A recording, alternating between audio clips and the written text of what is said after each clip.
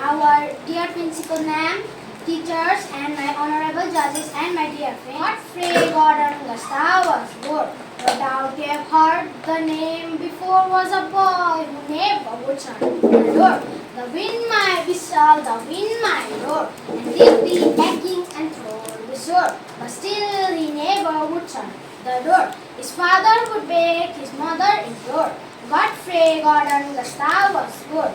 You really do wish you would shut the door. The hands they wrung, the hair they tore. Godfrey Gordon Gustav was good. Was deaf as the boy out at the door when he walked flocks to the road. Godfrey Gordon Gustav was good.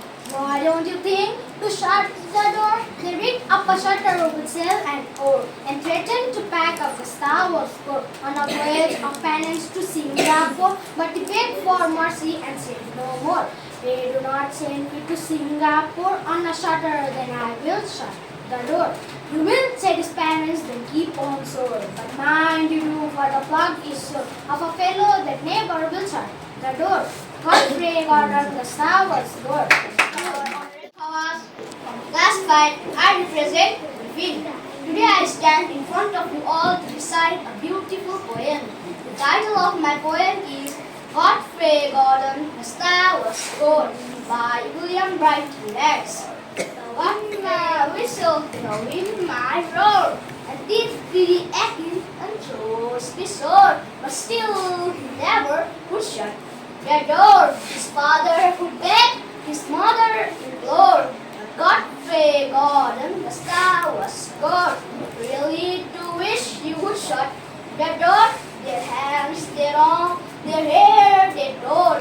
Godfrey Gordon Gustav was good. Was deaf as the boy out at the north when he walked for the flocks through the road.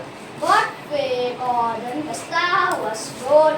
Why don't you think to shut the door? They rigged up a shutter, sail and oar, and threatened to pack up Gustav was good on a voyage of penance to Singapore. But he begged for a mercy and said no more.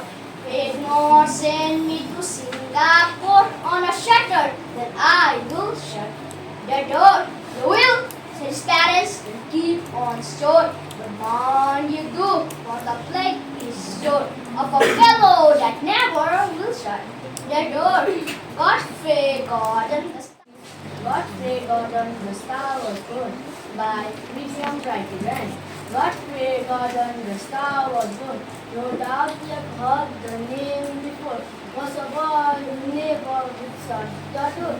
The wind might whistle, the wind might roar, and it be aching and throat be sore, but still he never would shut the door.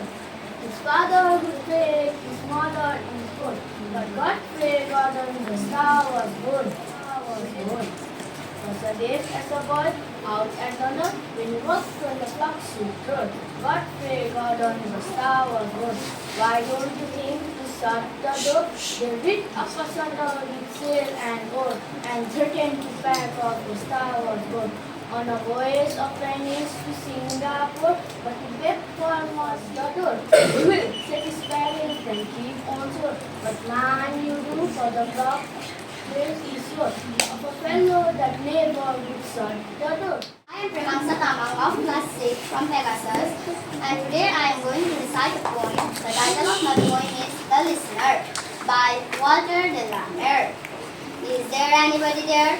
Said the traveler, knocking on the moonlit door, and spurs in the silence champ the grasses of the forest corny floor, and a pot flew up out of the turret above the traveler's head. And he smote upon the door again a second time. Is there anybody there? He said. But no one descended to the traveler. No head from the leaf-ringed sill leaned over and looked into his grey eyes, where he stood perplexed and still, but only a host of phantom listeners that dwelled in the lone house then stood listening in the quiet of the moonlight to that voice from the world of man, stood trudging the faint moonbeams on the dark stair, that was down the empty hill, hurtling in the air, stirred and shaken by the lonely traveler's fall. And he felt in his heart the strangeness, the stillness answering his cry, while his horse moved, cropping the darker, neath the star and leafy sky, for he suddenly smote on the door even louder and lifted his head. Tell them I came, and no one answered, that I kept my word, he said. Nevertheless, still made the listener, though every word he spake fell echoing through the shadowiness of the still house, from the one man left awake. Aye, they heard his foot upon the stirrup, and the sound of iron and stone, and how the silence sought softly backward when the plunging were gone. You. Principal, teachers, my juniors, seniors, and all my dear friends. My name is Angel Tamang from class 6. I represent there anybody there? Say, a traveler knocking on the moonlit door, and stirs in the silence jammed the grasses of the forest thorny floor. And a bird flew up out of the turret, but the traveler's head, and smote upon the door again the second time. Is there anybody there? Say, but no one descended to the traveler. No head from the leaf-trimmed sill leaned over and looked into his grey eyes, where he stood perplexed and still, but only a host of phantom listeners that dwelt in the lone house stand stood listening in the quiet of the moonlight to that voice from the world of man, stood thronging faint moonbeams on the dark stair that goes down to the empty hall, that was quickening in an air still and second by the lonely traveler's call. And he felt in his heart their strangeness, their stillness answering his cry, while his horse moved, cropping the dark turf neath the star and leafy sky. For he suddenly smote the door even louder and lifted his head. Till then I came, and no one answered, that I kept my word, he said. Nevertheless, the star met the listeners, though every word he spake fell echoing to the shadowiness of the still house from the one man left awake. Aye, they heard his foot upon the stirrup, and the sound of iron on the stone, and how the silence surged softly backwards when the plunging were gone. I am from class 6. I represent Phoenix, and my title of my poem is Elixir by Walter de la Mer. Is there anybody there? A traveler knocking on the moonlit door, and his horse in the silent process of the forest for the floor, and he smote open the door again a second time. Is there anybody there? He said. But no one descended to the traveler, no head from the leaf-ringed Elixir, knees and still, but only a host of phantom listeners, and still, but only a host of phantom listeners. That bird in the lone house stand stood listening in the quiet of the moonlight. The tide was from the world of man. He stood thronging in on the point of the moonlight's God by the lonely traveler's call, and he felt in his heart their strangeness, their stillness answering his cry, while his horse moved cropping the dark turf, neath the starries and leafy God even louder and lifted his head.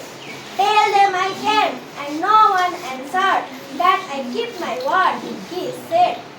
Nevertheless, still made the listener, through every word he speak, fell echoing through the sadness on the still house, from one man left awake, and the sound of iron and stone, and how the silent surged softly backward when the plunging were done.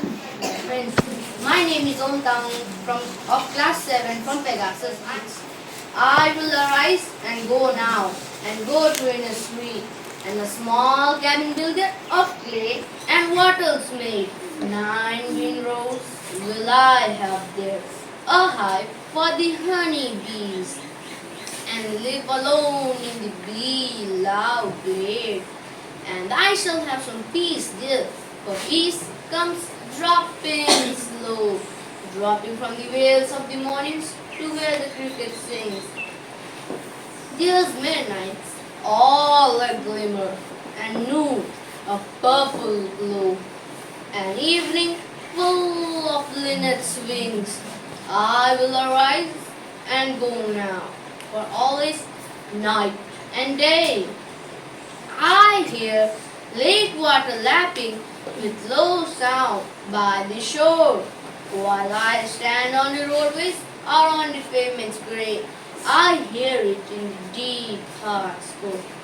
Honorable judges, respected principal man from Lake Isle of Innisfree, I will arise and go now, and go to Innisfree, and a small hive for the honeybees, and live alone in the bee loud day. And I shall have some peace there, for peace comes dropping slow, dropping from the wells of the morning to where the cricket sings. There midnights all a glimmer, and noon a purple glow, and evening full of the lilac wings. I will arise and go now, for always night and day. I hear lake water lapping with low sounds by the shore, while I stand on the roadway or on the pavement's way. I hear it in the deep heart's core. Thank you. Man, teachers, arise and go now, and go to Innisfree, a small cabin builder of clay and water's made. Landing road will I alone with the deep lost land, and I shall have some peace there, while peace come dropping the cricket sings. There midnight all a glimmer, and noon a purple glow, and evening full of linnet's wings. I will arise and go now for all this night and day. I hear lake water lapping with the low sound by the shore, while I stand on the roadway or pigment's way. I hear it in the deep. My dear friend, I am at the sardine of a traveler from an antique land, who say two vast and countless slab of stone, stand in the desert, tell that its sculpture will this blessed tree, which can survive, stamp on this lattice thing. The hand that knock and the heart that kings of kings. Look on my wall, ye might and despair. Nothing besides remains its long decay of the colossals, brick, palace and bare. The lone and level stands streets far away and good. I meet a travel from antique land, who say to pass and from place, lake of stone. Half song and stutter and pies and the wrinkled leaves. His and old and command, tell that sculpture will those whose yet and servant stand on life place and on the perfume. Look on my wall, empty and despair. Nothing decide and remains, run wrong and decays. Of that and cursor, and rolls and bundles, the loan and leaves, and the sand and straight and force away. To our respected fishermen, respected teachers, honorable judges, and all my dear friends, I am Shlok Thapa from class 8. Today I am going to recite a poem. The title of my poem is Ozymandias by Percy Bysshe Shelley. I met a traveler from an antique land who said, two vast and trunkless legs of stone stand in the desert, near them on the sand. Half sunk, a shattered vices lies, whose front and wrinkled lip and sneer of cold command tell that sculpture well those passion red, which yet survives, stamped on these lifeless things, the hand that mocked them and the heart that fed. And on the pedestal these words appear, my name is Ozymandias, king of kings. Look on my works, ye mighty and despair. Nothing besides remains round the decay of that colossal wreck, boundless and bare. The lone and level sand stretch far away. Thank you.